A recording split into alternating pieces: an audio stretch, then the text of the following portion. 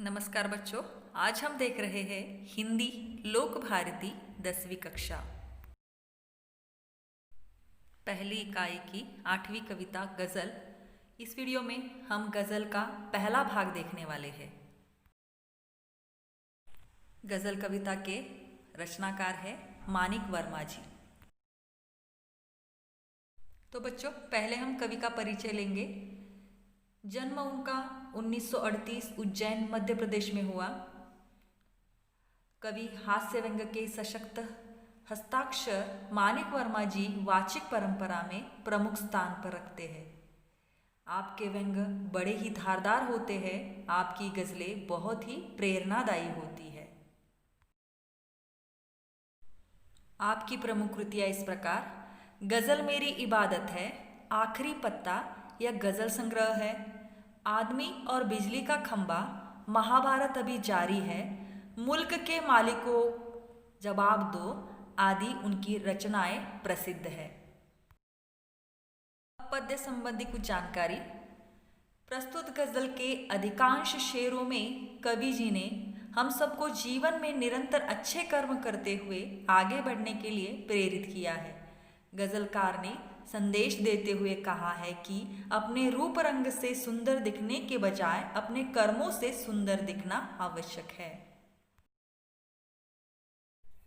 बच्चों, अब हम अपनी गज़ल की तरफ बढ़ते हैं। पहला शेर इस प्रकार है: आपसे किसने कहा स्वर्णिम शिखर बनकर दिखो, आपसे किसने कहा स्वर्णिम शिखर बनकर दिखो, शौक दिखने का है, शौक दिखने का है तो फिर नींव के अंदर दिखो। इस शेर में आए नए शब्द: स्वर्णिम मतलब सोने के रंग जैसा सुनहरा, शौक का मतलब चाहत, नींव का मतलब है बुनियाद।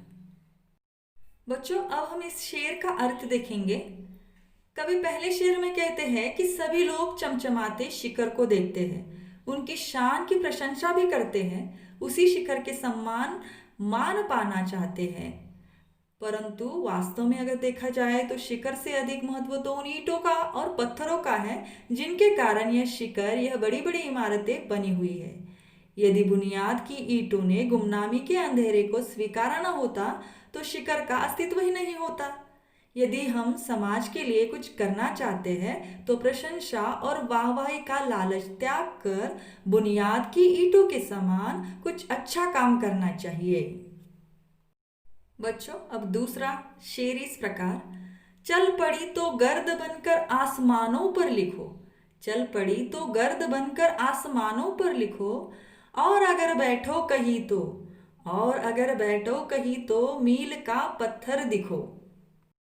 तो इसमें आए हुए नए शब्द: गर्द का मतलब है धूल, मील का पत्थर यानी अंतर बताने वाला पत्थर। तो इस शेर का अर्थ इस प्रकार: गजलकार इस शेर में कहते हैं कि मंजिल पाने के लिए हमें अच्छे कर्म करने चाहिए।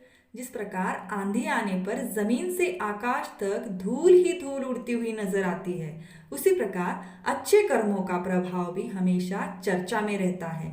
यदि आप मंजिल की ओर बढ़ते हुए मार्ग में कहीं बैठ जाते हैं तो मील के पत्थर के समान हमें बैठ जाना चाहिए। मील का पत्थर जिस प्रकार राही को अपनी मंजिल की ओर बढ़ने में सहायता करता है, उसी प्रकार हमें दूसरों की सहायता करनी चाहिए।